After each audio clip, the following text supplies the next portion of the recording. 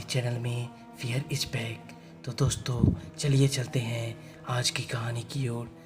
दोस्तों आज की कहानी हमें अंकित गंगेश ने भेजी है, जो कि बिहार के रहने वाले हैं।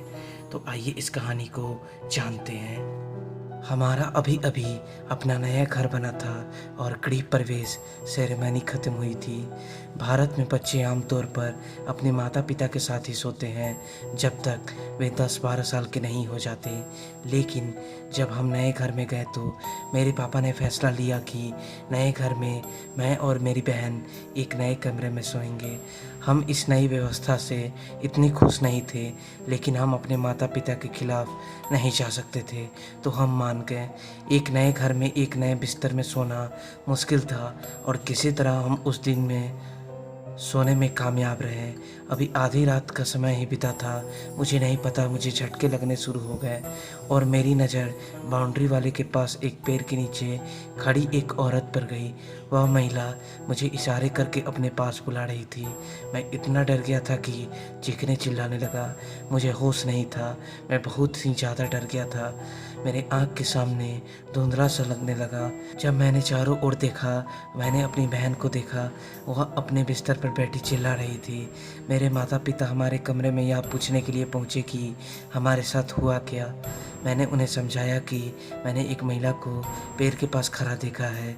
मेरी बहन हैरान हो गई और उसने बताया कि उसने भी उस पेड़ के नीचे खड़ी एक औरत को खड़ा देखा है, जो उसे देख रही थी और बुला रही थी। हम रो रहे थे और हमने अपने माता पिता से कहा कि हम अकेले नहीं सोना चाहते। यह कहते हुए ही हम बेहोश हो गए। फिर कुछ देर बाद हमें होश आ गई। हमारे माता पिता हमें अपने कमरे में ले गए और हम उनके साथ ही सोए। अगले दिन हमारे माता पिता ने आसपास में इस पर पूछताछ की।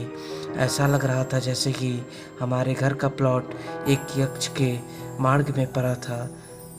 यक्षी का मार्ग वह मार्ग है जहाँ यक्षी अपने रहने के स्थान विश्राम स्थल पर जाती है। यह एक तरह का स्थानीय अंधविश्वास है। यदि आप नहीं जानते यक्षी क्या होता है तो मैं इनके बारे में कुछ बता सकता हूँ। भारत में केरल में यक्ष एक अलौकिक शक्ति को कहते हैं। इसके बारे में कहा जाता है कि यक्ष उन महिलाओं की आत्माएं होती हैं जो अप्राकृतिक तरीके से मरती हैं, जैसे कि इन्हें कोई मार देता है या प्रताड़ना के कारण आत्महत्या करना आदि। वे रात में घूमते हैं। प्राचीन काल में यक्षों के बारे में कहानियाँ थी कि यह बहुत सुंदर दिखाई देती थी। वह रात में यात्रियों को फंसाती थी और उनका खून पी जाती थी। वैसे भी मेरे पिता ने पूरे घर की शांति और शुद्धि कराने के लिए हमारे चर्च के पुजारी से मिलने का फैसला किया। उसके बाद पुजारी जी आए और हमारे घर में शांति और शुद्धि किए। उसके बाद से आज तक हमने ऐसा कोई दृश्य नहीं देखा। तो दोस्तों ऐसा हम जानते हैं कि भूत प्रेत होते हैं। अगर हम उन्हें ना छेड़े तो वो हमें कोई नुकसान नहीं पहुंचाते, लेकिन इसे ना मानना यह एक बेवकूफ़ी होगी। तो दोस्तों यह थी अंकित गंगेश जी के द्वारा भेजी हुई एक सच्ची घटना। अब हम फिर मिलते हैं अपनी एक अगली सच्ची घटना के साथ। धन्यवाद।